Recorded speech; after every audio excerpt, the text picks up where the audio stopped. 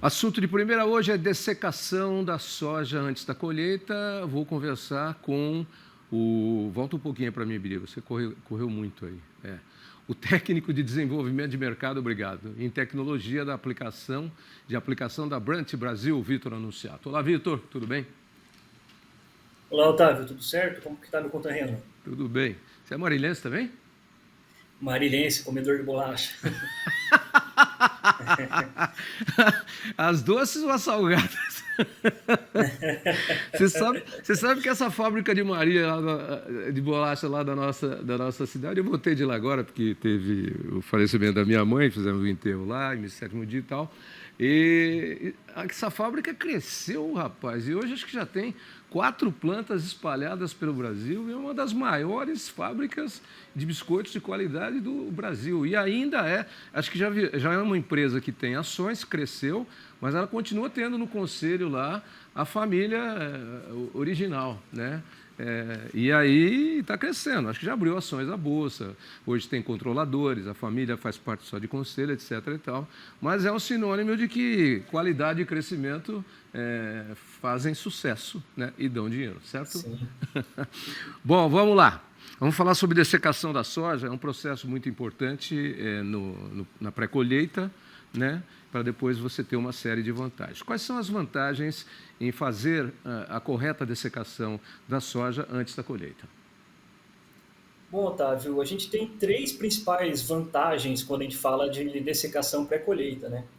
A primeira e maior delas é a uniformização da área. Então a gente sabe que hoje a soja cultivada no Brasil tem um ciclo aí indeterminado, então ela vai crescendo ali, soltando novas folhas, e as vagens vão chegando ali de maneira desuniforme. Para uniformizar isso, então, a gente faz essa aplicação de dessecação pré-colheita. Outra vantagem é antecipar um pouco aí o cultivo, né? Então a colheita, a gente consegue ganhar em até 5 dias aí, em média de antecipação, e isso pode representar um ganho bastante grande na segunda safra ali, geralmente de milho, né? E a terceira e última vantagem é a questão de limpar a lavoura no controle das plantas daninhas. Então, algumas plantas daninhas que acabaram fugindo ali do cultivo, a gente consegue controlar elas e facilitar a colheita mecanizada dessa soja aí. Bom, então devo imaginar que você deve usar algum tipo de herbicida para fazer essa dessecação. Exatamente. Hoje no Brasil, a gente acaba utilizando 90% dos casos aí o diquat e o glufosinato de amônio. Então, esses 2 herbicidas aí que representam grande parte das aplicações da dessecação no Brasil em soja. A gente tem variedades múltiplas aí de soja. É sempre o mesmo produto para todas as variedades ou, dependendo da variedade, você vai ter um produto diferente? Quase sempre a gente acaba utilizando esses 2 que eu comentei, né, o diquat e o glufosinato de amônio. Então, eles são excelentes herbicidas para dessecação, pela rápida ação deles, né? Então, a gente quer encurtar a janela ali para a gente conseguir iniciar o plantio do milho. Então, a gente acaba optando por utilizar esses 2 herbicidas. Qual a melhor época para fazer a dessecação da soja? Exatamente, aí que está, acho que o grande pulo do gato para a dessecação da soja, né? A gente não pode fazer tão anteriormente a dessecação, Por quê? porque se a gente pode. Porque se você fizer anteriormente, o que acontece? Então, aí acaba. A soja não está pronta ainda, né? Então, Entendi. a gente está cortando a fonte de enchimento do grão ali antes do momento adequado. E se Então, eu você, posso ter e se perdas você de até perdeu 40%. E se você perdeu 40%? E se você perder o ponto? Se for um bolo ou um pão, a gente sabe que vai desandar, né? Se você perder o ponto, o que acontece? Pois é, se você avançar demais, você pode ter algumas perdas associadas ao processo operacional da colheita, né?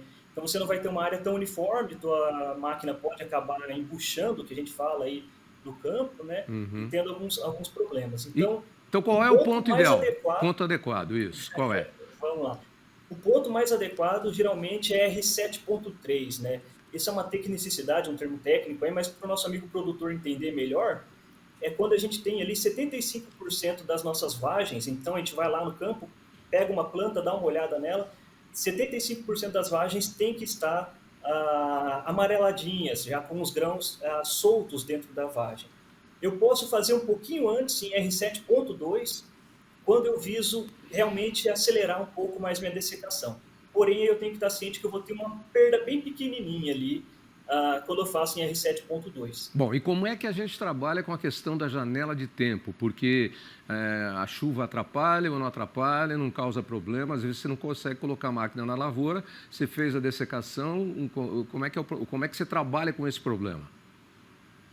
Exatamente. Então, muitas vezes a gente não combina com São Pedro a colheita, né? E aí a chuva pode atrapalhar a gente. Então, tá de olho sempre nas previsões aí é essencial para o produtor planejar a sua dessecação, assim como ele tem que estar ciente da capacidade de colheita dele por dia. Então, vamos dar um exemplo. Se ele é capaz de colher 100 hectares por dia, ele tem que ter aqueles 100 hectares dessecado pronto para aquela colheita. Então, não adianta ele dessecar 1.000 hectares de uma vez, ele não vai ter condição de colher esses 1.000 hectares. Então ele vai fazendo, melhor ele escalonar. Ele vai escalonando, fazendo ponto a ponto, degrau a degrau, né? Como a gente diz. Exatamente. E aí, o que eu ia te perguntar? Assim, eu perguntei com relação à chuva e uma outra questão. Ele vai fazendo isso escalonadamente, como você disse, e se ele perder o ponto, ele vai ter que fazer uma nova dessecação ou não? Se ele perder o ponto para antes, ele vai ter perda de produtividade, né?